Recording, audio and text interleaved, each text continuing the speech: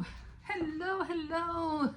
Welcome to Faith Night Friday. I know it's been a minute, but never giving up on this. I'm like, I might miss a week or two or so, but I had a reason for missing out.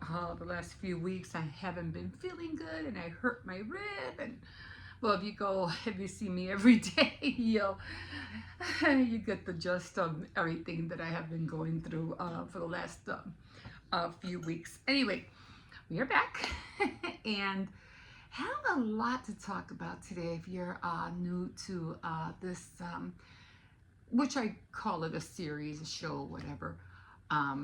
I do this I try to do it every Friday as much as I can, and I don't like to veer off from, oh, I'm going to read from this chapter, or I'm going to open the book of Daniel, and I think I'll open the book of John, and I'll read from her. No, I just want to share and read the word to you, or you can read it along with me, and we can read and learn the scriptures together. I don't like to debate about anything. I don't want to say, oh, well, you're wrong. Well, that's not what it says in this, and it's not what it says in that. And I'm like, I'm not here for that. I'm just reading the stories that are in the Bible. That's all I'm doing. And of course, it all started because I was always wondering, and I was always in the New Testament, like all the time, but I never really liked the Old Testament, only because I guess it just always seemed so harsh, and all the killing that took place, and all the innocent people that were killed, and I don't know, it was just, to me, it was just so mean in those eras that I felt like I don't want to read about that. I just didn't think it was fair. I thought it was unjustified for everybody to be going through that. But as you usually, hear the stories of Esther and Moses, and you read the all those, those movies, Noah, those, they come with a soft, illumination of answers of why this, why that. But when it came to the other ones that were like, them sacrificing children, and them literally sending your child, your daughter, your son to be killed, for some sacrifice, and they literally would eat, I don't know if they stabbed them or cut them open. I'm not sure, but that's what happened back then. And I was like, I don't want to read about that. But anyway, I was always in the New Testament, and I just thought that everything that happened in the Old Testament just seemed so unfair. Like, why are they getting rid of that tribe, and why are they, attacking this tribe? And it was just the back and forth and back and forth.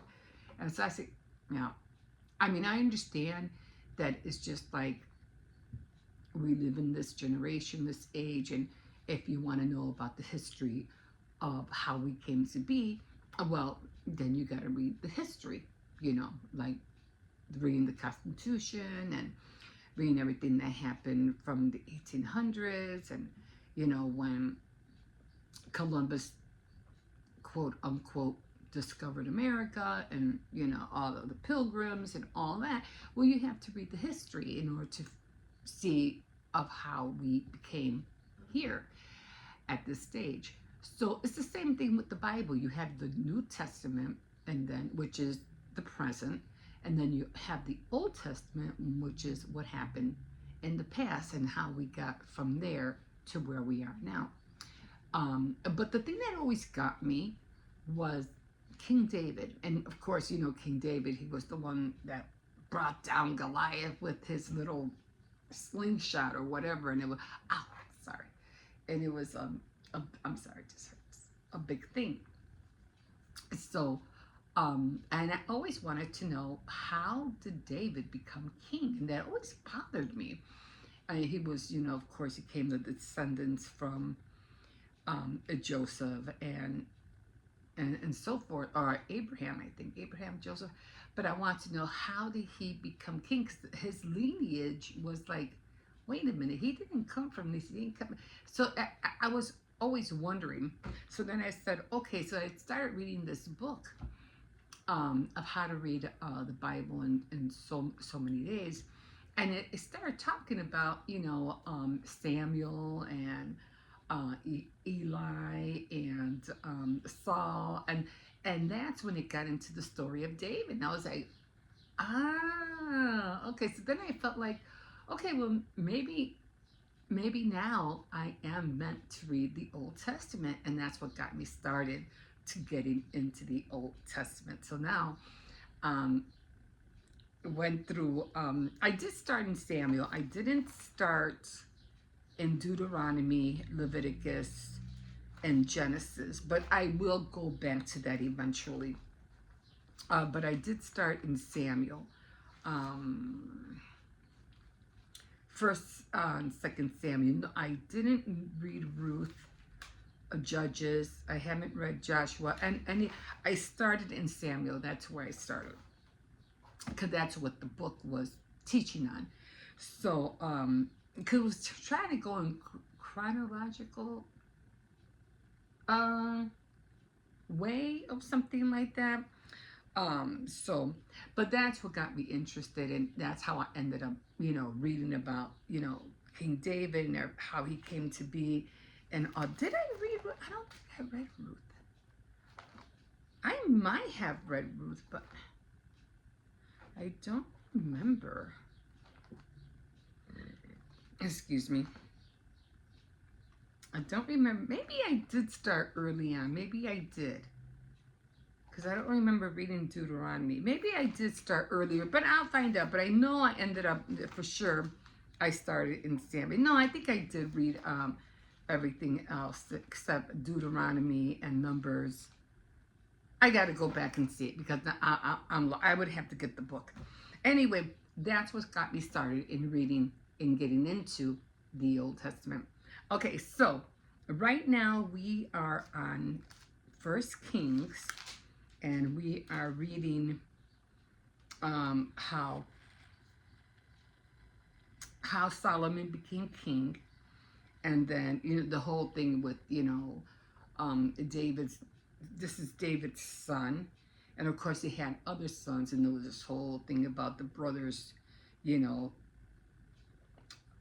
being angry and fighting to the death with each other, and one of them was because one of the brothers raped his sister, and I found it funny, because in one of them, Tamara, I think it was, her name was Tamara, she said, "Oh, ask our father if you can marry me," and I was like,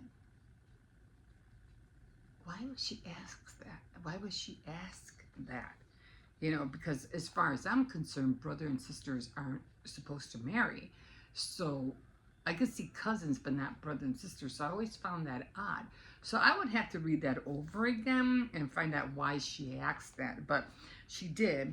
And instead of the brother, I forgot his name, instead of him listening to her, he just went ahead and done what he did. And when one of the other brothers found out, he was like, they ended up both dying, both of them. So it was just like, oh my God, brother against brother. And then of course she never got married, and she was like blemished, or like set aside. It was a thing. So anyway, this is when finally King Solomon, and the brother tried to take his title, Solomon's title, and he proclaimed himself to be King Josephat. No, I don't think it was Josephat. I forgot his name. But Solomon said, "No, the father gave me that title. You're not going to be king." And he was going out through the town, "I'm king now, I'm king." And then all of a sudden Solomon said, "What's going on?" He goes, no, I got to, fix this. So then he went and he started claiming that he was king. So then when the brother found out, he was like, oh shoot, I got to find a way to make amends with Solomon because he's going to kill me. And he did let his brother live for a while, but then after he became king and David died, he said, okay, well, Dad's gone now, and now I'm king, and you're going to pay for what you did. And yeah, he, you know, unalived him. Let's just put it that way. So there's so many things that happen, you know, in these stories, and it's just like, whoa, wow, you know. But anyway, we are, and right now, King Solomon is, what do you call it? He did like the idea that not only that he was king, but what he saw the honor on how God blessed King David, and he said, "You blessed my father in this and this and that," but there was certain reason why David couldn't do certain things because he also fell into bad sin, and that kept him from doing certain things. So, oh, I think it was building the temple actually. He goes, no, it's like you got your hands dirty, and now you can't touch what I wanted you to do. So now you're not going to do it, but your son is. So then Solomon said, look, I saw everything, how you blessed my dad, and and how much he loved you, and you loved him, and you blessed him. I'm not asking for anything other than the only thing I'm asking for is for wisdom. And God was like, you know what? You could have asked for anything other than that. You could have asked for a harem. He could have asked for riches, but no, he didn't. He asked for wisdom. And he goes, and because you only asked for that, I'm going to bless you with everything else as well. So he told him, I want to build the temple that my father started and wanted to do, but he couldn't because again he got his hands dirty. So he goes, I want to finish it. So God gave him the opportunity to go ahead, gave him the go ahead and start building the temple. So we are on First Kings chapter 6, and we're just going to start reading. So 480 years after the people of Israel left Egypt, during the 4th year of Solomon's reign over Israel, in the 2nd month, the month of Siv, Solomon began work on the temple. Inside, it was 90 feet long, 30 feet wide, and 40 feet high. The entrance room was 15 feet deep and 30 feet wide as the sanctuary itself. The walls of the temple had openings in them narrower on the outside than on the inside. Again, the outside walls on the sides and the back of the temple, a 3-story annex was built. What's an annex? I've been hearing that word a lot lately. Annex. Don't know why. I got to find out what that is. I've been hearing that word a lot. I don't know what it means. Okay, it was built. Each story 7.5 feet high. Each room in the lower story was 7.5 feet wide. In the middle story 9 feet wide, and in the top story 10.5 feet wide. The temple wall on each floor was thinner than on the floor below, so that the rooms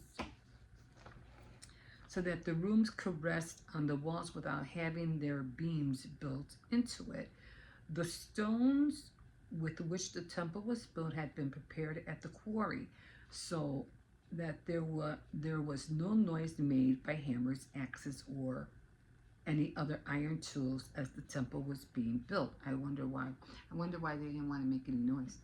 Okay, the entrance of the lowest story of the annex was on the south side of the temple, with stairs leading up to the 2nd and 3rd stories. So King Solomon finished building the temple. he put in a ceiling made of beams and boards of cedar. The three-story annex, each story 7.5 feet high, was built against the outside walls of the temple and was joined to them by cedar beams.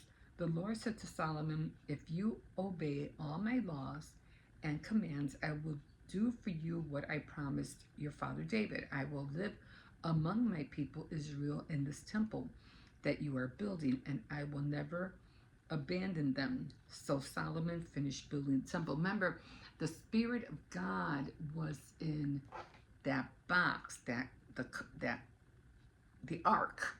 That's where he was in, supposedly. I'm not sure. I think so. But he wanted God to have like his own place. But then God was like, "Really? Like, you think a temple's gonna hold me?" You know, I don't. Anyway, so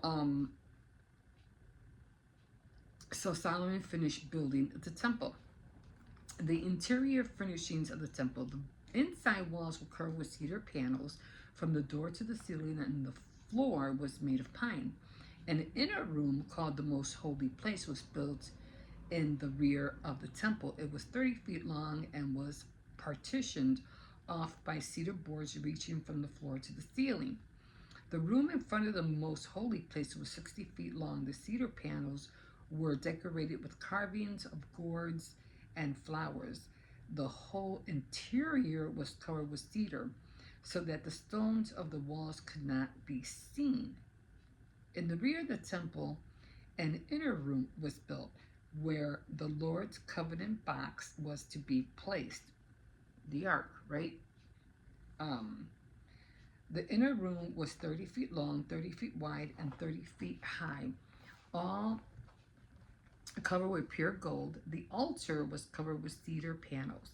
The inside of the temple was covered with gold, and gold chains were placed across the entrance of the inner room, which was also covered with gold. The whole interior of the temple was covered with gold, as well as the altar in the most holy place. 2 winged creatures were made of olive wood and placed in the most holy place, each one 15 feet tall. Both were of the same size and shape. Each had 2 wings, each wing 7.5 feet long, so that the distance from the one wing tip to the other was 15 feet. They were placed side by side in the most holy place so that the 2 of their outer stretched wings touched each other in the middle of the room, and the other 2 wings touched the walls. The 2 winged creatures were covered with gold. The walls of the main room and the inner room were all decorated with carved figures of winged creatures, palm trees and flowers. Even the floor was covered with gold. A double door made of olive wood was set in place at the entrance of the most holy place. The top of the doorway was a pointed arc. The doors were decorated with carved figures of winged creatures, palm trees, and flowers. The doors, the winged creatures, and the palm trees were covered with gold. For the entrance to the main room, a rectangular door frame of olive wood was made. There were 2 folding doors made of pine and decorated and carved figurines of the winged creatures. Evidently, there was a lot of winged creatures in this building. Palm trees and flowers, which were also covered in gold. In the inner court was built in front of the temple, enclosed with walls, which had 1 layer of cedar beams for every 3 layers of stones. The foundations of the temple was laid in the 2nd month, the month Asib, in the 4th year of Solomon's reign. In the 8th month, the month of Bul, in the 11th year of Solomon's reign. The temple was completely finished exactly as it had been planned. It had taken Solomon 7 years to build it. Wow, that is a long time. 7 years. But then again, how long did it take Noah to build the ark? I mean, not the ark, the boat. Yeah, the ark. Did it take them longer? I think it took them longer. But anyway, and then it has like a little diagram of, I don't know if you can see it. A little diagram of where everything was. But I don't think it shows where the temple was built. The altar, the temple. Oh, yeah. New city, upper city, valley, central. So the altar was all the way up there. Wow. Anyway, I like to see these diagrams because it kind of like pinpoints you to where everything was done. The wall of Simon, Solomon's expansion, later monarch wall, and post civic walls. I wonder, has anybody like reconstructed this? I mean, with AI and everything like that and technology, I wonder if anybody has put this together so that we can see how it looked like. You know what I mean? I'm going to Google that. I'm going to see, I mean, they did show how the ark looked like. Because if you remember, the ark did have the two wings like this, to cover the box. But these guys were in a building, so it was different. And they had the wings spreading out where they touched each other still. I don't know. But I wonder if somebody ever drew this or, But anyway, that's where we are. And we'll go to chapter 7, hopefully next week. And I think I read this. I'm not sure because I know I was reading 1 Kings 5 through 7. And just, I don't want to feel like I'm reading it again if I already had read it last week or the last time I did 5. Cooperation. God gave David the design of the temple in Chronicles 28, 11, 19. And David and the people provided most of the materials. Yeah, I think I read this. A gentle king Hiram supplied the timber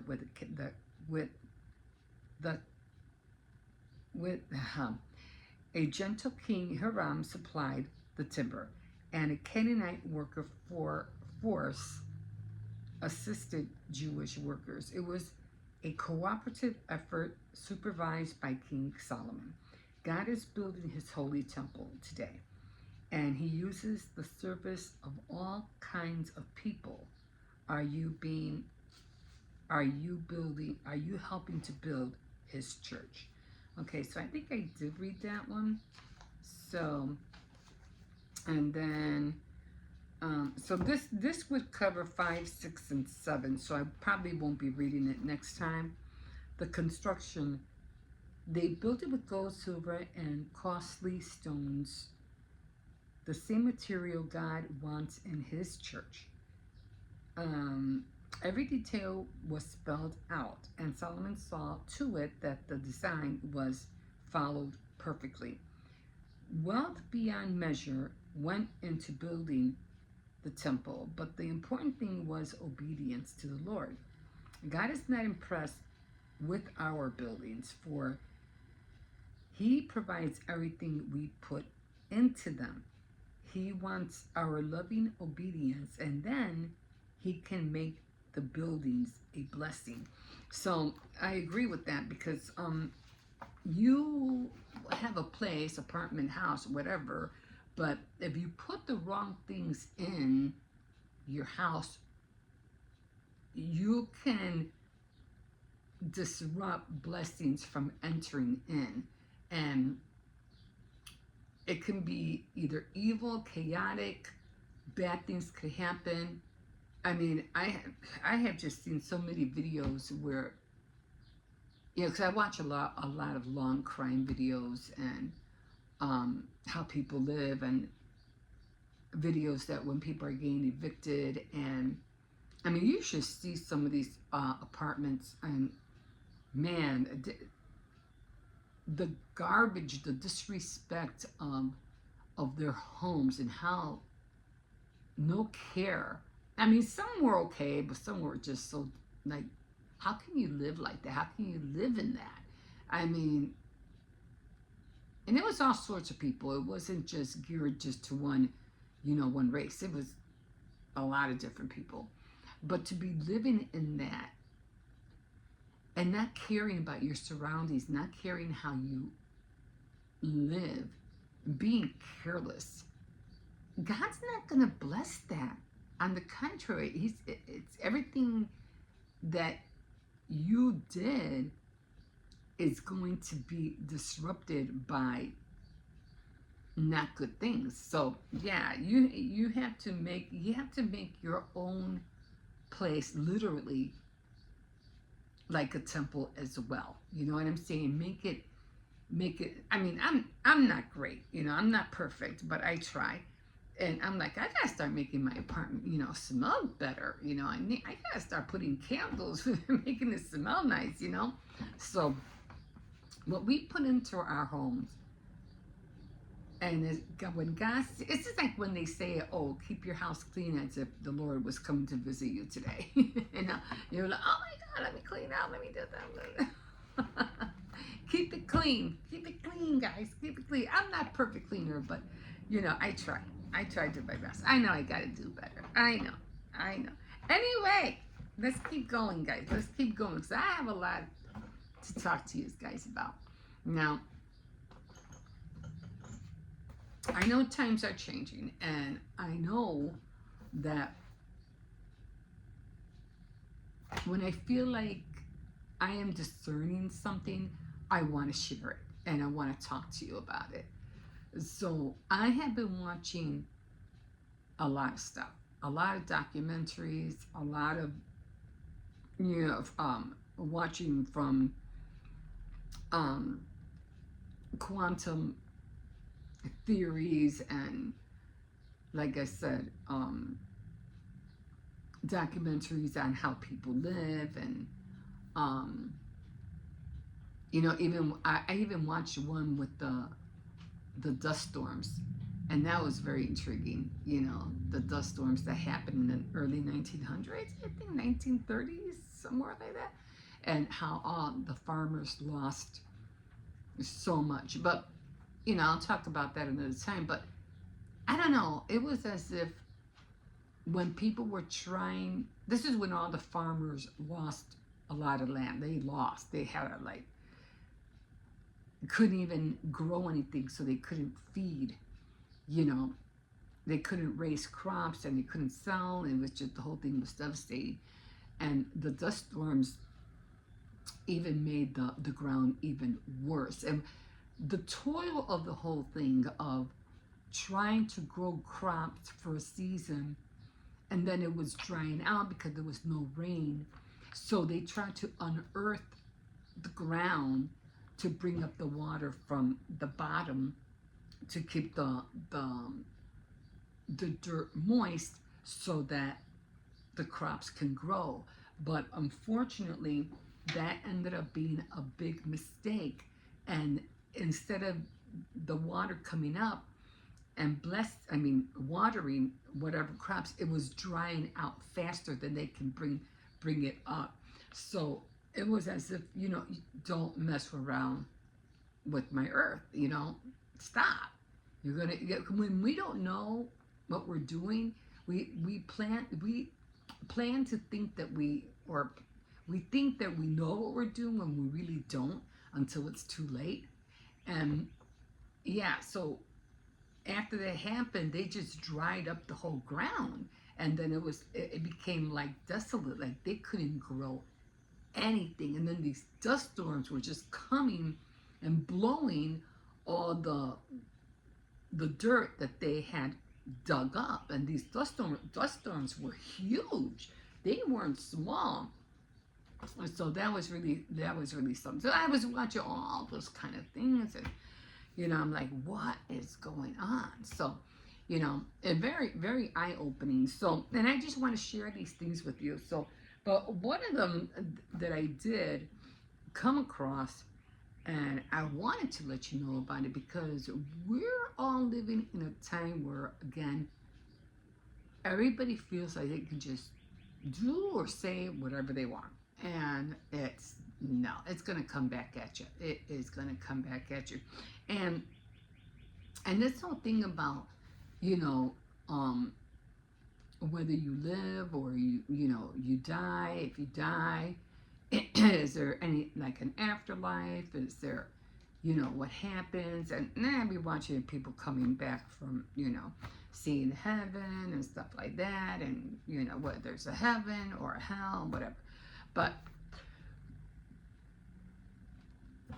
just to let you know that whatever it is that our bodies are going through, we're not like animals. They don't have a spirit like we do. So when they die, they die. That's it. They're gone. That's it. But for humans, you have a spirit.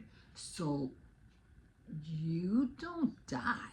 Your spirit and your soul are like connected. So even when your earthly body dies, your spirit and soul is still alive. Yeah, this might die, but you don't die. So you don't die. so, um, and the reason I'm saying that is because if you know that, if you know that unlike the animals, you continue living even though you don't have breath in your body, but mentally your brain, your spirit, and your soul still lives on. That's how come you always see like these after like near-death experiences when people say, oh, I was in an accident, or I had this disease or whatever, and they see their bodies lifting out from their body. They see themselves lifting out of their bodies, and they can see themselves, and they see whoever crying over them, and they're like, what's going on? Why am I seeing this? What's going on? Why? Because you're still alive. You're seeing this, but your spirit, your soul is still reacting to what's happening, So, yeah, so you don't die, guys. You don't die. So, and then I said, okay, well, how can I let you guys know this? So I said, okay, well, let's look at real quick here. And so in Philippians 3:21, he says he will change. So he will change because we don't die again. We're going to be coming into new bodies. And you ever say, oh, I wish God would just give me a new body, I'm tired of this one. Well, he is. He says, and this is Philippians 3:21, he will change our weak mortal bodies and make them like his own glorious body, using that power by which he is able to bring all things under rule.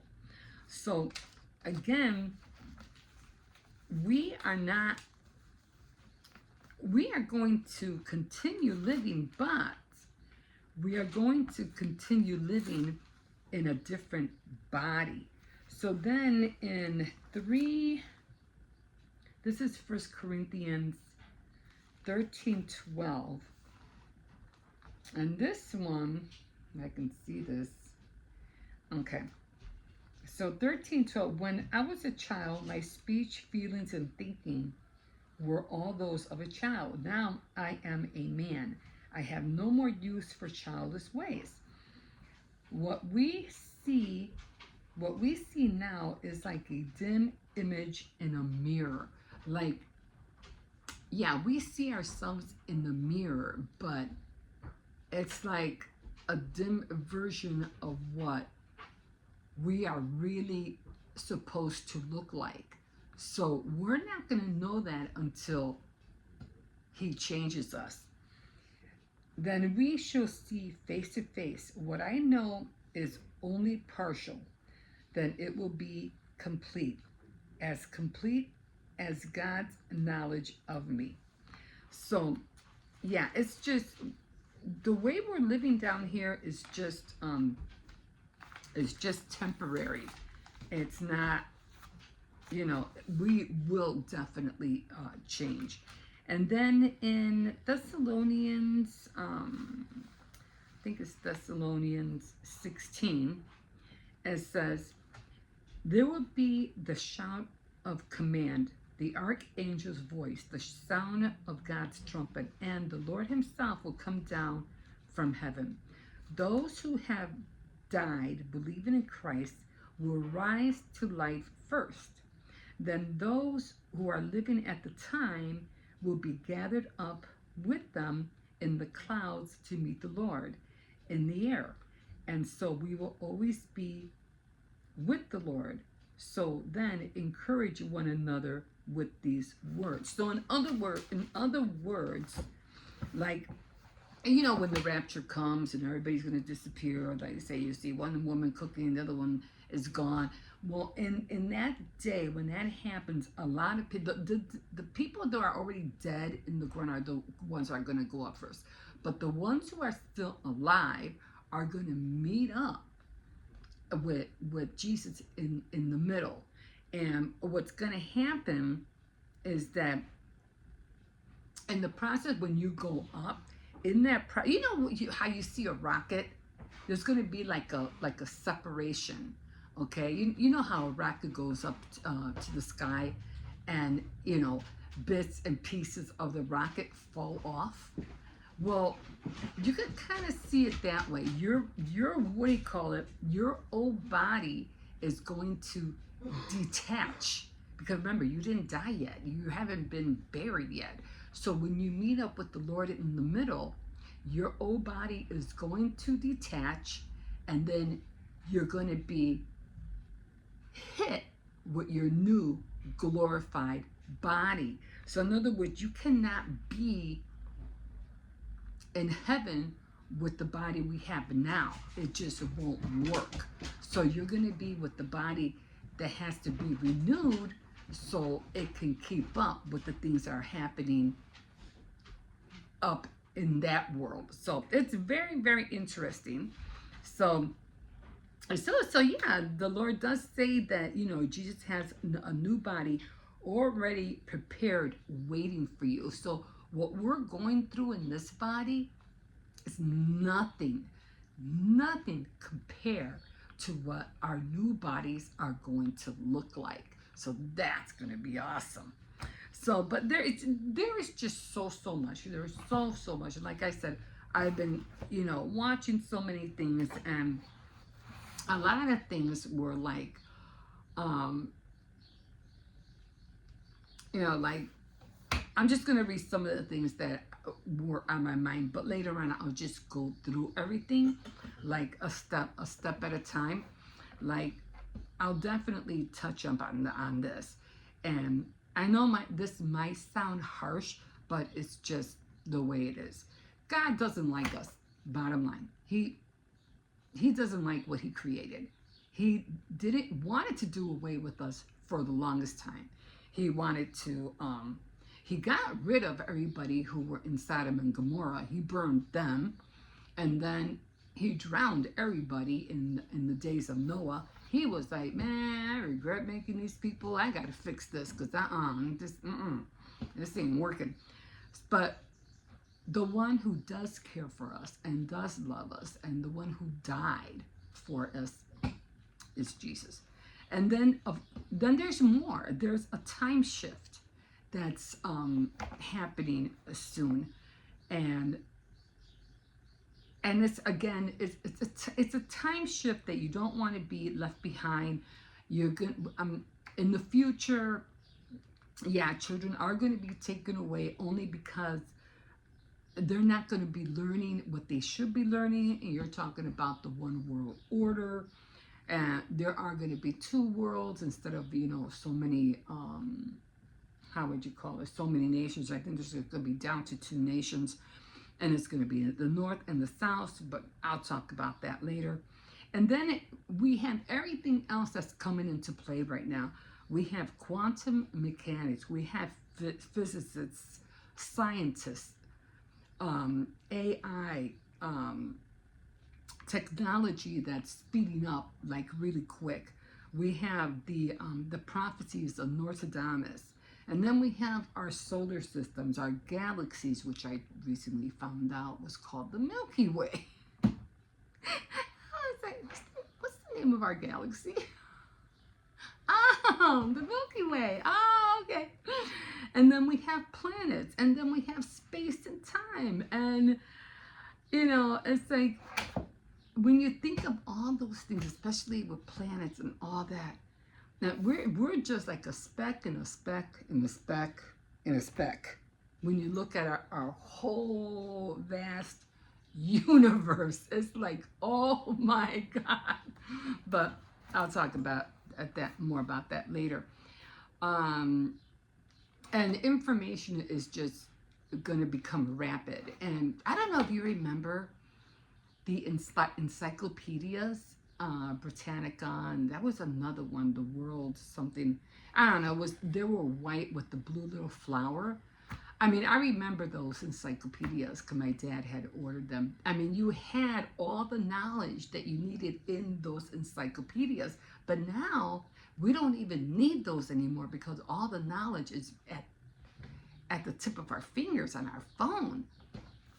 And more information is just information overload that we're not going to know in what direction we're going to be going. But again, I'll talk more about that later. World peace. I'm not really sure about that one. I haven't seen that yet. Oh, yeah. And then we have the Earth. Well, a lot of people think that's going to explode. We're going to be blown up to smithereens. The Earth is not in no shape or form going to blow up. But it is going to be burnt. It's going to be burnt only because it has to be purified. Now, you have to remember all the gases that's being put into the middle of the earth, all the oil that's in the water, all the landfills that it has things that are like flammable stuff, flammable clothes, plastic, all that is going to burn, and the whole world is going to be on fire. Okay, but it's a process, and I guess it's being done for that reason because God has to purify the earth, and then that's when you're going to come back down, and the whole thing's going to be. Well, okay. So pray without ceasing is another one.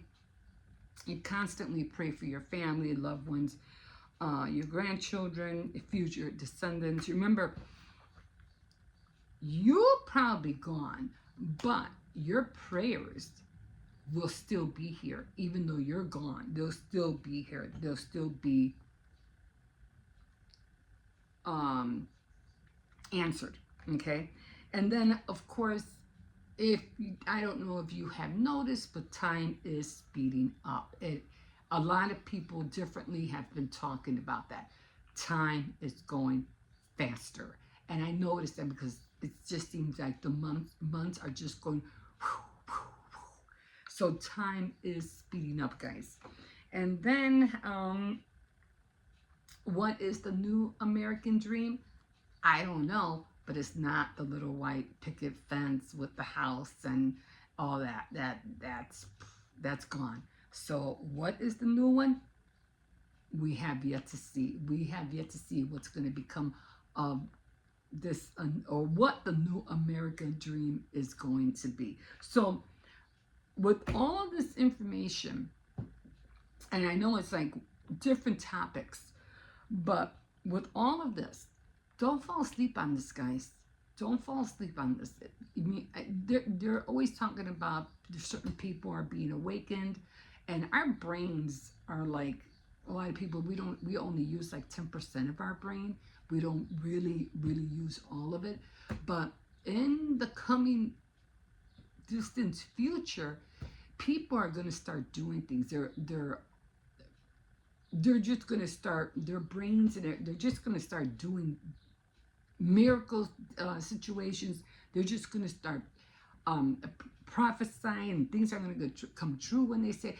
People are just going to start doing things with their minds. I don't know how that's going to work. I don't know. But this is something way, way, way in the future.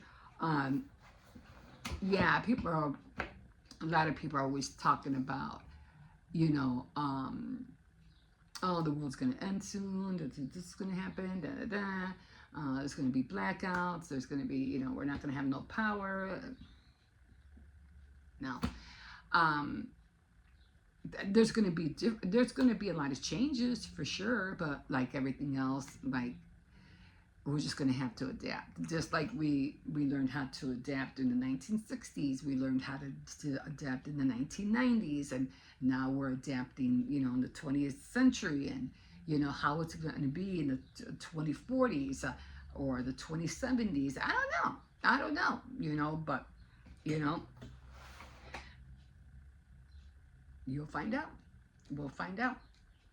But again, don't sleep on these things, guys, especially when it comes to, you know, technology, AI, you know, space and time. Read up on that stuff because it really is going to be important.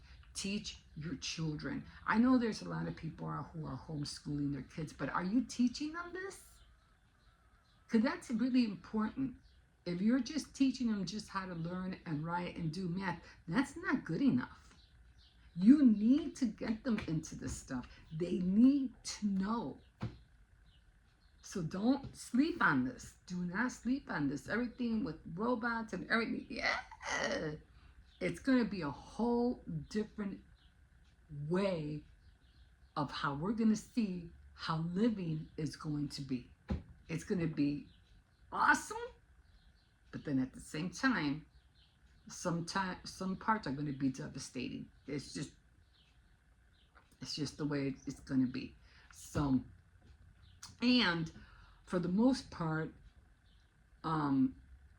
if you stay true to the Holy One, you should be in good hands.